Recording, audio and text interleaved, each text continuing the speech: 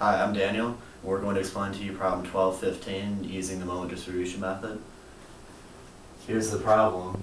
You got section AB, you got a pin right here, so that means you have a vertical and a horizontal force. And across this you have a distributed load of 1.5 kip per feet. You got section BC connected to it. This section is 12 feet, this section is 5 feet. And this is a fixed end.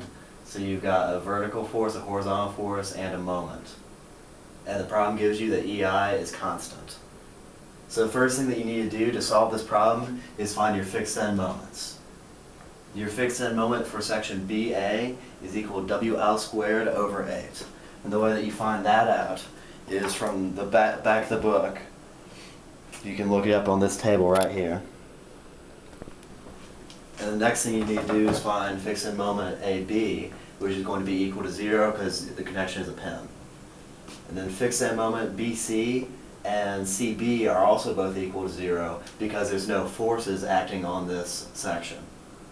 I'm Kyra, and I'm going to explain how to get the stiffness factors and the distribution factors for our problem.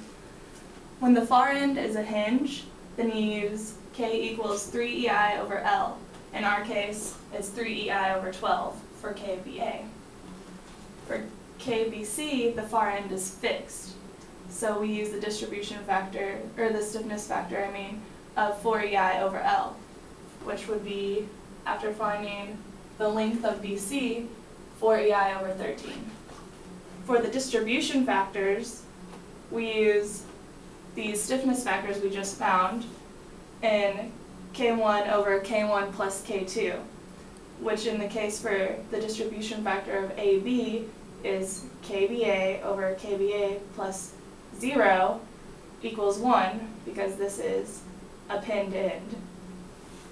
And for the distribution factor coming from BA is KBA over KBA plus KBC. You do a similar thing for the distribution factor going from B to C, except you use KBC over KBC plus KBA. For the distribution factor for CB, you use KBC as K1 and over KBC plus infinity, which leads to 0. And you use infinity because that's a fixed end, and so the stiffness factor is infinity. My name is Brandon. I'll be explaining our results table and our moment drawing.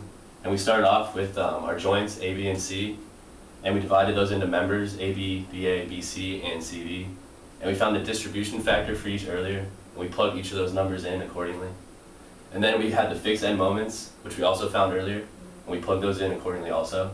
And then we had to balance, and you know that this moment has to balance on the beam going to each section. So you multiply this 27 by this 0.448, and that gives you the negative 12.1. Similarly, you do that to the 0.552, and that gives you your moment distributed on each beam. And then you have your carryover moment, and you know that the moment has to carry over on this beam, so it's half of this, so negative 7.43.